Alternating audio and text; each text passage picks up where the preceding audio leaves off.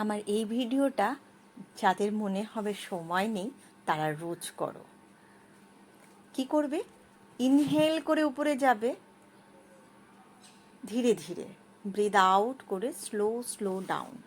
ঠিক এইভাবে up down যতটাই তোমার মনে হবে 5 থেকে 10, ঠিক ততটাই করবে, স্লো, যত স্লো। এবার নেক্সট কি করবে দেখো, সোজা দাঁড়াবে, ডান দিকে দেখবে, ব্রিথ আউট করে, আবার মাঝখানে আসবে, ব্রিথ ইন, আবার লেফটে যাবে, ব্রিথ আউট করবে, আবার মাঝখানে আসবে, ব্রিথ ইন। ঠিক এইভাবে আমি বলি, যার যেরকম সময়, যার যেরকম মনে হবে সে সেইভাবে করবে। নেক্সট দেখো, পুরো নেকটাকে আমি রোটেট করছি, ইনহেল করে উপরে গেলাম, ব্রিথ আউট করে স্লো স্লো ডাউন। আমি এখানে একবার করলাম, তোমরা তোমাদের সময় বুঝে এবং পেন বুঝে করবে। 10 তো করবেই। আমি অ্যান্টি ক্লকেও একবার করলাম। এবার নেক্সট আমি কি করব, শোল্ডার রোটেট করব। দেখো, হাত দিয়ে আমি আমার কাঁধটা ধরলাম, কনুইটা আমি টাচ করলাম, ইনহেল করে উপরে যাব, ব্রিথ আউট করে নিচে নামবো। এই যে আমি এক্সারসাইজগুলো দেখাচ্ছি, এইগুলো যে কটা ক্লকওয়াইজ করবে, অ্যান্টি ক্লকেও সেই কটা করবে।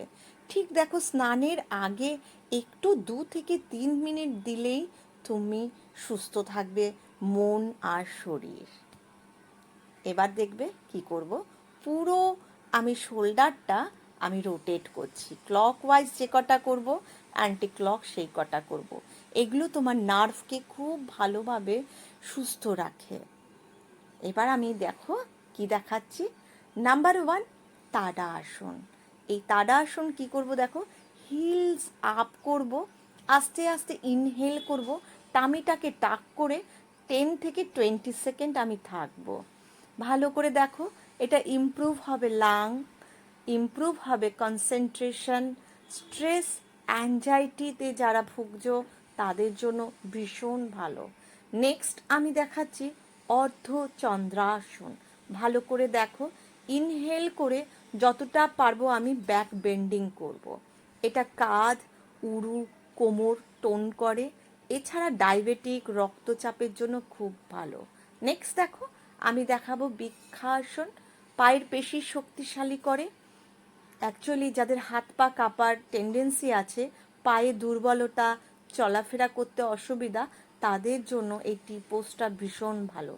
এক সাইডে করেছো, আবার অন্য সাইডেও করবে। এবার 4th আমি দেখাচ্ছি হস্ত পদাসন। ইনহেল করে পিছনে যাবে, ব্রিথ আউট করে অ্যাঙ্কেলটাকে ভালো করে ধরবে, নোজটাকে হাঁটুতে টাচ করবে, ফ্লেক্সিবল করবে তোমার স্পাইন, হামস্ট্রিং এবং কাফ মাসেল। আমি লাস্ট যেটা এখন দেখাবো ত্রিকোণ আসন। পাটা দেখো যতটা পারবে ওয়াইড করবে, হাত কাঁধ বরাবর সোজা ইনলাইনে রাখবে। দেখো, আমি ডান পাটাকে ভালো করে একদম ডান দিকে নিয়ে গেলাম, ব্রিথ আউট করে আস্তে আস্তে আমি ফ্লোর টাচ করতে পারি, অ্যাঙ্কেল টাচ করতে পারি, আস্তে আস্তে ইনহেল করে উঠে যাব। এবার দেখো, আবার আমি বা পায়েও যখন করব, বা পায়ের পাতাটা, আঙ্গুলগুলো আবার বাঁ দিকে নিয়ে যাব। এটা পা, হাঁটু, গোড়ালি, বাহু, বুককে শক্তিশালী করে, সাইড কোমরের চর্বি কমায় আর মেরুদণ্ড ভালো রাখে।